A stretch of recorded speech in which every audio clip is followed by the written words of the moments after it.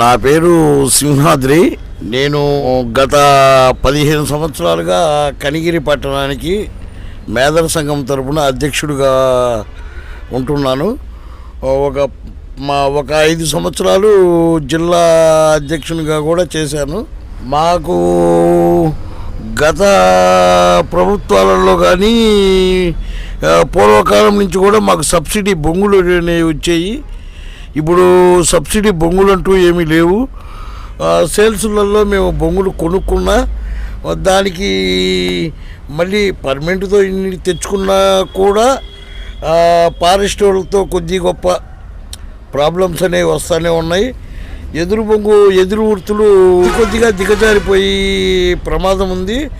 Already 30% భాగం వరకు అయితే మాత్రం దిగజారిపోయినాయి.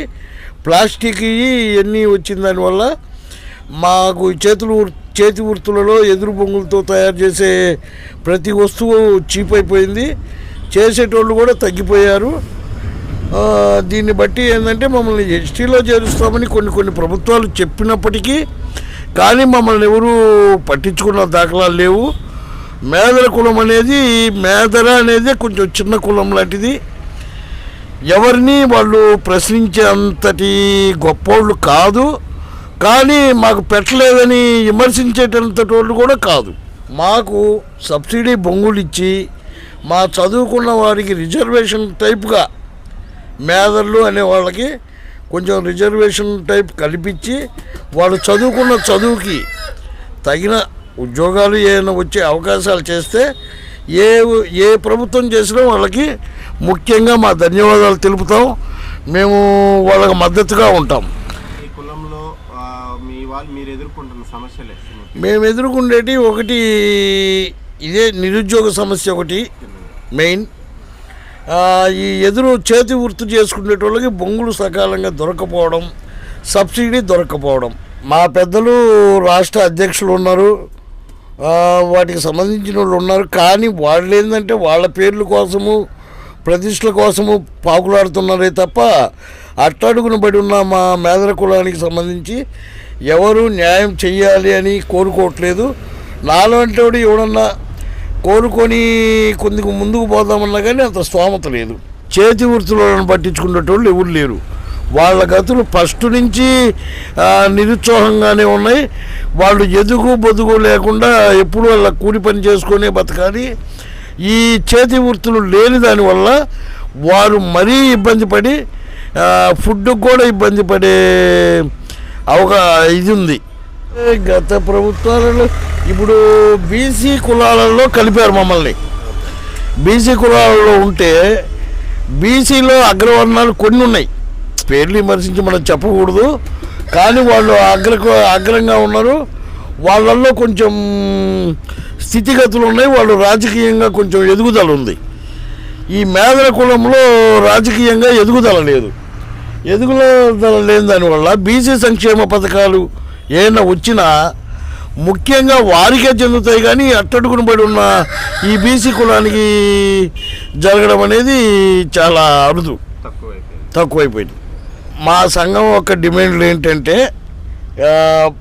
మాకు చేతి వృత్తులు చేసుకునేటోళ్ళకి కొంచెం లోన్లుగా ఇచ్చి కొంచెం సబ్సిడీ బొంగులుగా ఇచ్చి చదువుకున్న వారికి వాళ్ళ అర్హతను బట్టి వాళ్ళకి రిజర్వేషన్ టైప్లో మేదర కులము అనేదానికి కొంచెం రిజర్వేషన్ టైప్లో కొన్ని ఉద్యోగాలు కేటాయిస్తే మా వరకు కూడా మేము కొంచెం బతికే అవకాశం ఉంటుంది.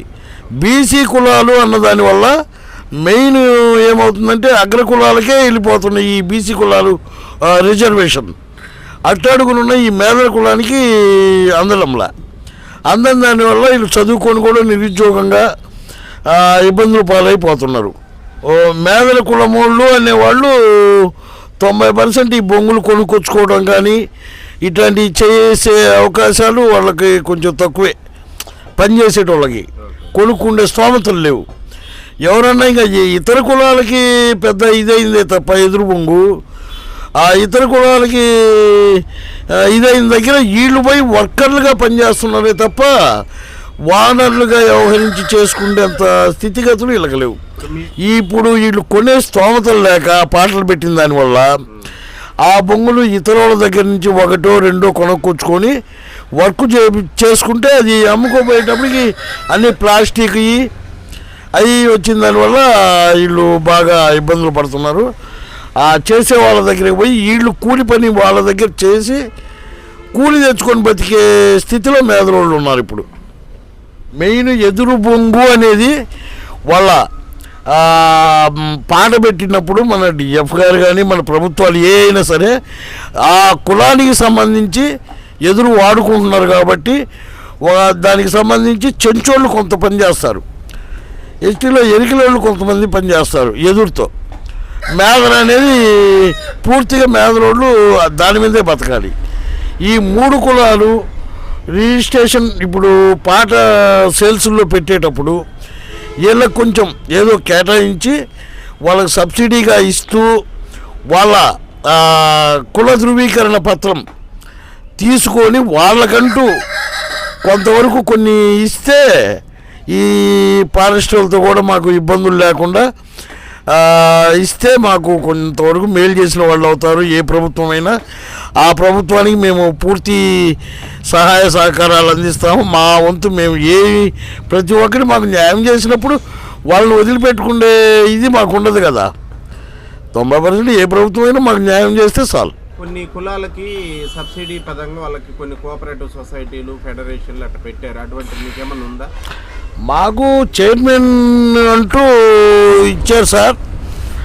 మెయిన్ మన టీడీపీ ప్రభుత్వంలో చంద్రబాబు నాయుడు గారు ఇచ్చారు, జగన్మోహన్ రెడ్డి గారు కూడా ఇచ్చారు చైర్మన్ పదవి. వాళ్ళకి అలంకారప్రాయంగా చైర్మన్ పదవి వాళ్ళకి ఇచ్చారే తప్ప వాళ్ళ వల్ల మాకంటూ ఏం ఉపయోగపడలేదు సార్. వాళ్ళు మాకు సబ్సిడీగా అందించే మార్గం చేస్తే మాకు కొంతమంది అట్టడుగున పడిన వాళ్ళు మరీ కొంతన్నా బ్రతికే అవకాశం ఉంటుంది సార్ దాంట్లో.